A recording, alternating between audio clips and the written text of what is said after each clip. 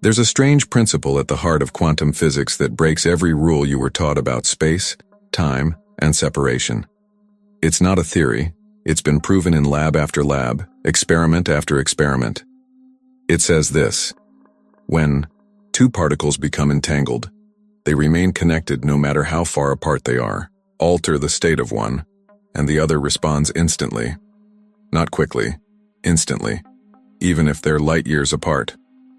This alone violates everything classical physics says is possible, because no signal should travel faster than light, and yet entangled particles do not ask permission from the speed limit of the universe. They simply respond, as if distance doesn't exist, as if time is irrelevant, as if, in some hidden layer of reality, everything is already one. Now pause. Let that land. Because this isn't just about particles. This is about you. This is about consciousness. This is about identity. The quantum world doesn't separate the observer from the observed. It doesn't divide mind from matter. It says, your focus collapses possibility into form. Your attention selects reality. But more than that, it says entanglement is not limited to electrons and photons. It may very well apply to consciousness itself. And this changes everything. Because it means that your highest self, your future self, your healed self, the version of you who already lives the reality you've been trying to manifest, might not be something you have to build from scratch. It might already exist. And more than that, it might already be entangled with you. This isn't poetic optimism. This is grounded in quantum mechanics. Let's be precise. When two particles become entangled, they share a wave function. That means their probabilities are no longer independent. They are part of the same equation, a unified system, and the collapse of one immediately determines the outcome of the other, regardless of distance. Now imagine your consciousness as a non-local field, not trapped inside your skull but extended throughout space, connected to every potential version of you across infinite timelines. The moment your internal state changes, your field shifts, and through entanglement, it begins to affect the probability space where your other versions reside. Not metaphorically, but literally. Your signal modifies the wave function of your identity across the multiverse. This is not science fiction. This is what David Bohm called the implicate order, a deeper, hidden layer of reality where all things are already enfolded into one another. He believed that what we perceive as separation is just an illusion of surface appearances. Beneath that surface, all points in space and time are connected, not symbolically, but structurally. In that view, your future is not something you move toward. It's something you tune into. And the mechanism of that tuning, your frequency, your state of being, your internal coherence. So let's reframe the question. Not how do I get to my dream reality, but how do I align with the version of me who's already living it? Because if entanglement is real, and it is, then that version of you is not an imaginary construct. It's a real, coherent pattern in the quantum field, and it is already emitting a signal, one that your consciousness can feel, one that your nervous system can attune to, one that you can begin to collapse into form, not by force but by resonance. But here's the deeper insight. The quantum field doesn't care about your desires. It doesn't respond to your words, your effort, or your goals. It responds to coherence. It responds to the frequency of who you are being.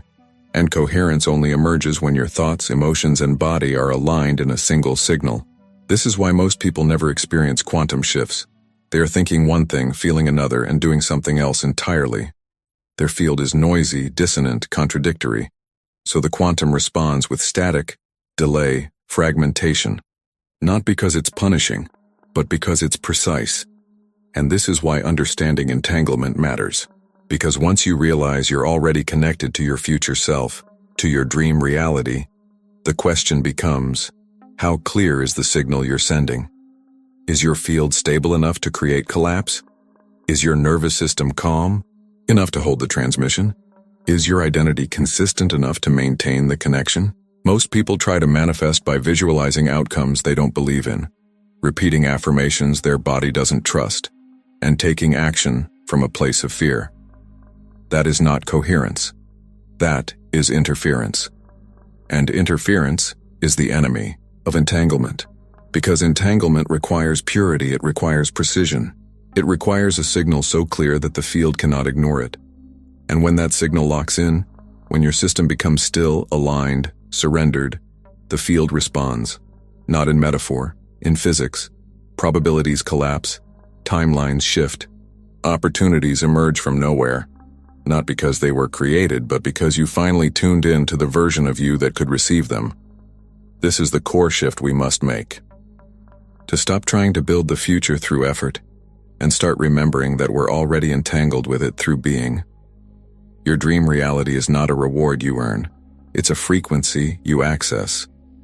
And the only thing that separates you from it is the signal you're sending right now. So if something in you has been sensing a version of yourself that feels freer, truer, more at peace, that's not fantasy. That's entanglement speaking. That's the wave function nudging you to collapse a different path. And the way to do that isn't to try harder, it's to tune deeper. Because you are not separate from what you seek. You are already entangled with it. And the field is listening. We've been taught to think of the mind as a byproduct of the brain, a set of neurons firing in isolation, a complex machine running a code we call thought. But modern neuroscience, quantum biology, and consciousness research are revealing something far more profound.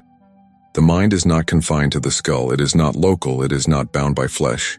It is a field, expansive, intelligent, and deeply entangled with the fabric of the quantum world. What does that mean? It means that your thoughts don't just stay inside your head. They radiate, they imprint, they interact with the unified field around you. When you think, especially with emotion, your brain generates measurable electromagnetic waves. Your heart amplifies them. Your entire system becomes a transmitter. And those signals don't just bounce around your body. They enter the quantum field. They influence probability. They become part of the informational structure that determines which version of reality collapses into form. Dr. Joe Dispenza refers to this as broadcasting a signal into the field. But it's not just philosophical, it's physiological. When your brain and heart are in a state of coherence, meaning your thoughts and emotions are synchronized, your electromagnetic field becomes highly ordered. And that order is what the quantum responds to. Coherence creates clarity. Clarity creates collapse. This coherence isn't random. It corresponds to brainwave states that reflect deep focus, presence, and intuitive awareness. In high beta, the chaotic, stressed-out frequency most people live in, your brain is noisy, fragmented, reactive. Your energy is scattered, and your connection to the field is weak.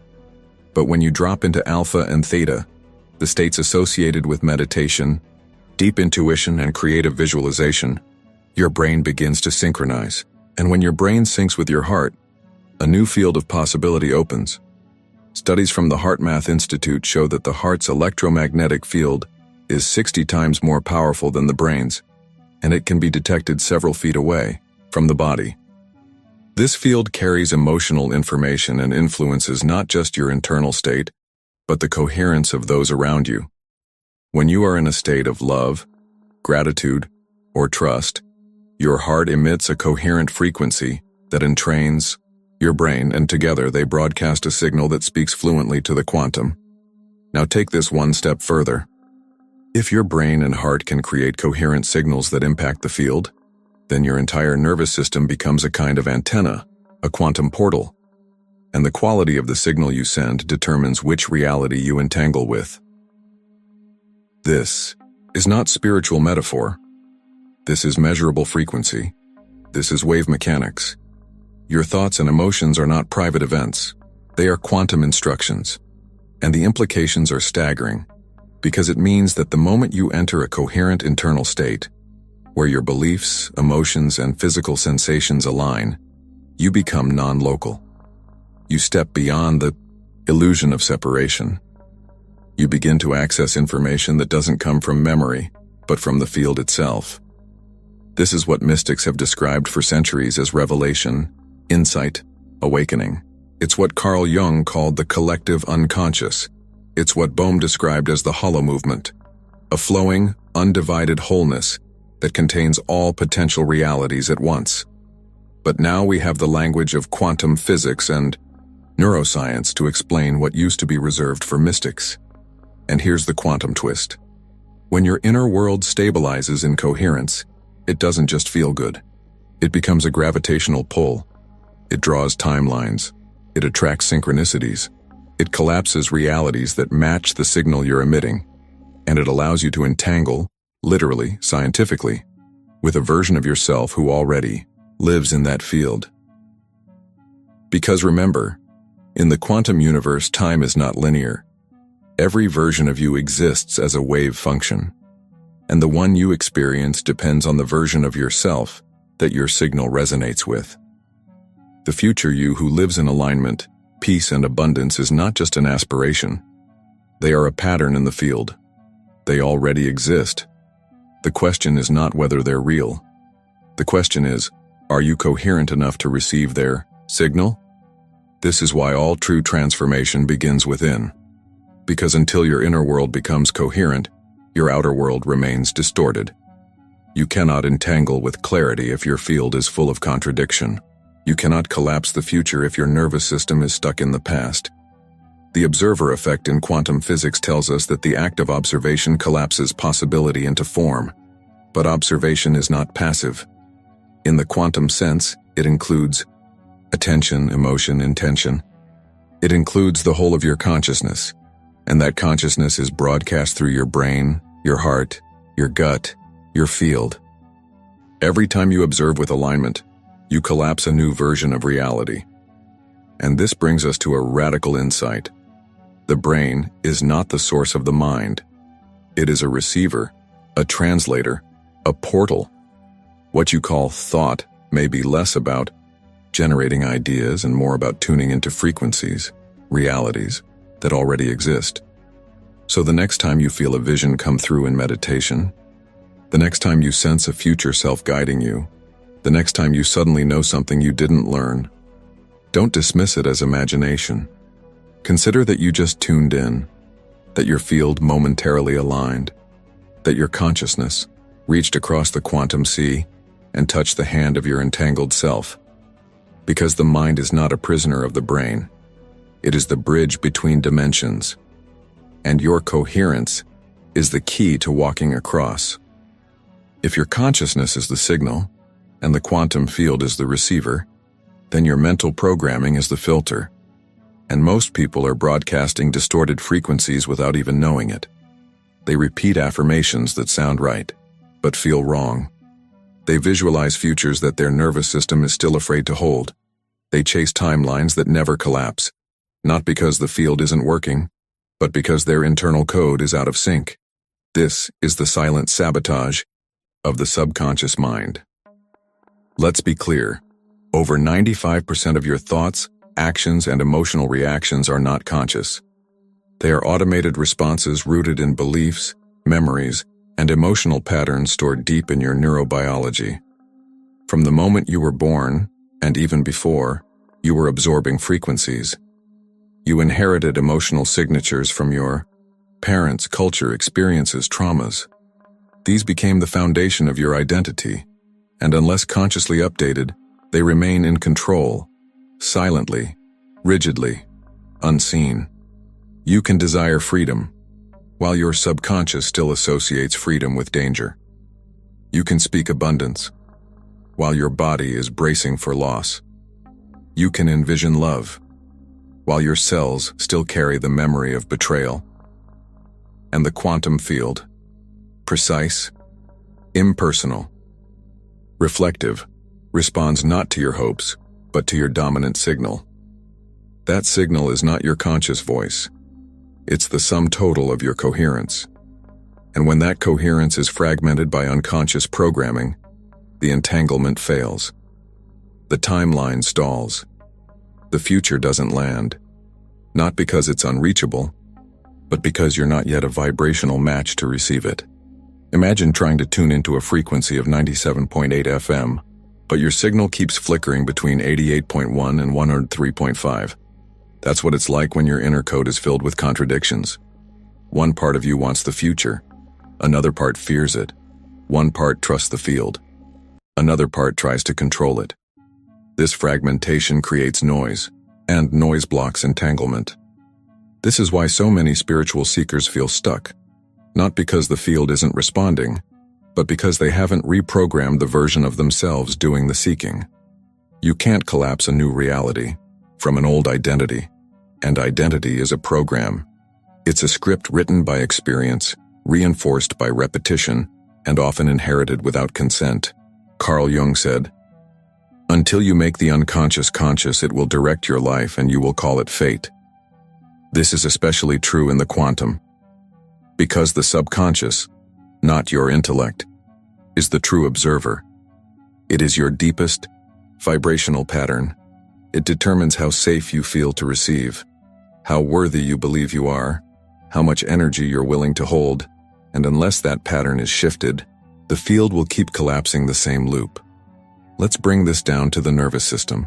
Your body is not just a biological machine, it's a memory field. Every trauma, every suppression, every unprocessed emotion creates a physiological response. Over time, these responses form your baseline. They become the background noise of your existence: tightness, doubt, vigilance, avoidance, all of which influence your signal. A person can consciously say, "I am ready to receive," but if their body is still stuck in sympathetic survival, fight, flight, or freeze, the field receives fear, not readiness. And what returns is more delay, more resistance, more evidence of the old timeline. But here's the deeper pain point. Most people think this resistance is their fault. They believe they're broken, unworthy, or somehow failing at manifestation. They try harder, push more, force alignment, and in doing so, they reinforce the very program they're trying to escape. It's hard. I'm not there yet. I must fight for it. This is the mental architecture that blocks quantum connection. You can't entangle with your highest self while living in a survival state that only knows how to replicate the past. That's why true transformation doesn't begin with motivation. It begins with liberation. Liberation from the unconscious code, from the internalized noise, from the outdated frequency that once kept you safe, but now keeps you small. Let me tell you a story, one you might recognize. There was a man who had everything planned. He studied the science, he practiced the steps, he made the vision board, said the affirmations, meditated daily, but nothing changed. The same scarcity loop, the same emotional triggers, the same feeling of pushing a future that never arrived. Until one day he stopped asking, "What am I doing wrong?" and asked instead, "What part of me still doesn't believe this is safe?" And that question cracked something open. He saw a moment years earlier when he had achieved a breakthrough and lost everything. And deep in his subconscious, a belief had taken root. When I receive, I lose. When I shine, I'm punished. When I expand, I get hurt. That belief had shaped every signal he ever sent, no matter how positive his words. It wasn't until he brought that story into awareness and rewrote it that the field began to respond differently. Because the field doesn't mirror your surface, it mirrors your source. And until that source is purified, the signal stays fractured. This is not about blame, it's about awareness. You are not broken, you are broadcasting. And your broadcast is not who you are, it's what you've been trained to emit. The moment you realize that is the moment you reclaim your power to reprogram. Because the quantum field is not loyal to your past. It's loyal to your pattern. And patterns can be rewritten. You are not too late. You are not too far gone. You are simply entangled with a version of reality shaped by a story that no longer belongs to you. And now, it's time to change the code. If you've made it this far, something in you already knows. The future isn't something you chase. It's something you connect with. And connection, in the quantum sense, is not made through thought alone. It happens through coherence, through becoming, through recoding the patterns your nervous system has been taught to repeat, and replacing them with a frequency it once feared, but is now ready to hold. So now, we shift from concept into calibration, from theory into field, from understanding into embodiment. Let's begin with a principle grounded in both quantum mechanics and neuroscience. Your brain doesn't know the difference between a memory and a vivid, emotionally charged imagination. When you visualize something with sensory, detail, and emotional weight, your brain, and more importantly, your body, begins to treat that vision as real. The circuits fire, hormones release. Your electromagnetic field changes. You start to emit a signal that matches that imagined state. And the field responds not to whether it's true, but to whether it's consistent. This is the mechanism behind mental reprogramming. You don't affirm the future into being by repeating words. You become the future by embodying the frequency of already. So take a breath. Find a quiet space within yourself. Let the words that follow not just pass through your ears, but through your field. Let them guide you into alignment, not through control, but through softening, through presence, through willingness. Now, imagine a version of you who has already made the quantum leap. They're not perfect, but they are whole. They walk with clarity. They breathe with ease. They move with a frequency that feels settled, grounded, magnetic. They're not reaching. They're not proving. They are living. See them in your mind's eye. Where are they? What are they wearing? How do they speak? How do they hold themselves? What does their life look like? Not just externally, but emotionally. And now, feel them. Not from a place of distance, but from a place of recognition. Because this version of you is not somewhere else. They are here now, and the only thing separating you is the emotional distance between your current frequency and theirs. So begin to close that gap. Breathe as they would breathe. Soften your shoulders. Relax your jaw. Let your heart slow down. Let your thoughts dissolve.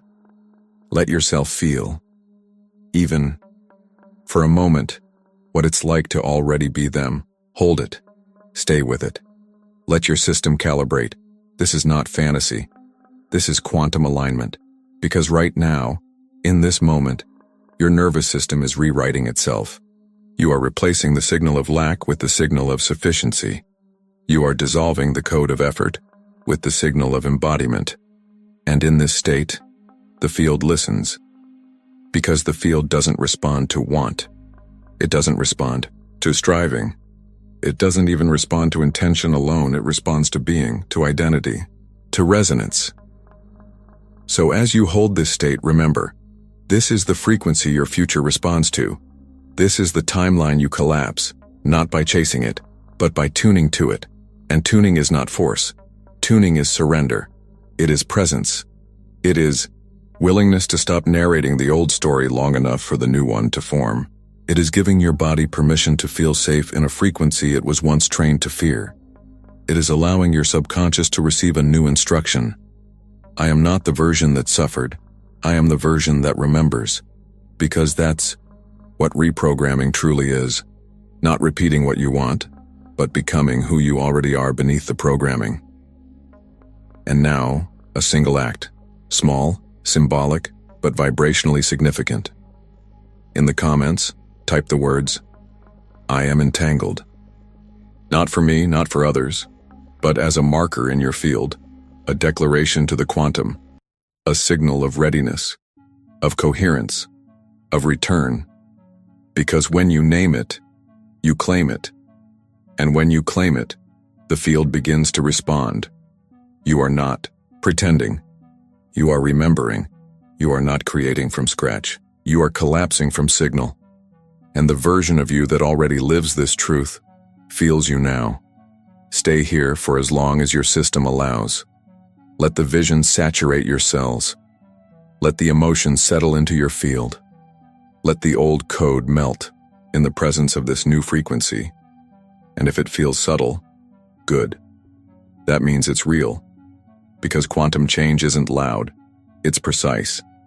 It moves beneath the surface, in stillness, in sensation, in breath. This is not performance. This is access. This is not magic. This is mechanics. And you are the bridge. So let this practice be more than an exercise. Let it be an invitation to live from the signal you've just activated. Let it bleed into your day, your choices, your posture, your voice. Because the more you stay in this state, even for a few moments at a time, the more your field stabilizes. And when your field stabilizes, reality bends. There comes a moment, subtle, quiet, unmistakable, when the chase dissolves, when the part of you that has been reaching, striving, hoping, simply stops. Not from exhaustion, but from remembrance. A deep, cellular knowing arises. What you've been looking for is not ahead of you. It's already within.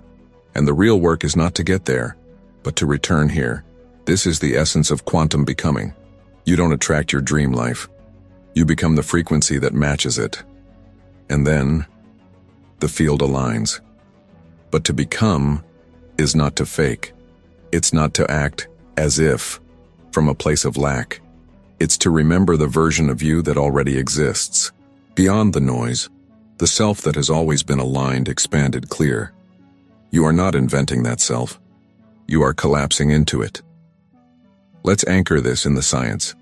Every possible version of you, rich, poor, healed, broken, fulfilled, afraid, already exists as a wave function in the quantum field. These wave functions are not static images. They are energetic blueprints, probabilities, vibrational realities that flicker in and out of possibility. And the version you experience is determined by one thing: coherence. When your internal state matches the frequency of one of those waveforms, that version collapses. It becomes your lived reality. This is not spiritual poetry. It's quantum physics. It's the observer effect in action, but not the shallow version you've heard 1,000 times. Observation, in the quantum sense, isn't just visual focus. It's identity. It's being. It's the totality of your electromagnetic presence acting as the selector of reality. So the question is no longer, how do I get to my dream reality? It's how do I stabilize in the identity of the version of me who already lives it? That shift changes everything. It changes how you breathe. It changes how you walk into a room. It changes how you speak to yourself in silence. It changes what you tolerate, what you expect, what you prepare for. And here's the paradox. The more you act like you already are, the less you need to prove it. The more you live from your future, the less you need to chase it. And the field, always listening, always precise, begins to collapse that reality faster than logic can comprehend. Because when you become the signal, the delay disappears. But let's be honest, becoming isn't always glamorous. It doesn't always feel like a breakthrough. Sometimes it feels like discomfort, grief, resistance. Because you're not just stepping into a new frequency, you're shedding every part of you that was built to survive the old one. That shedding can look like stillness, like doubt, like silence.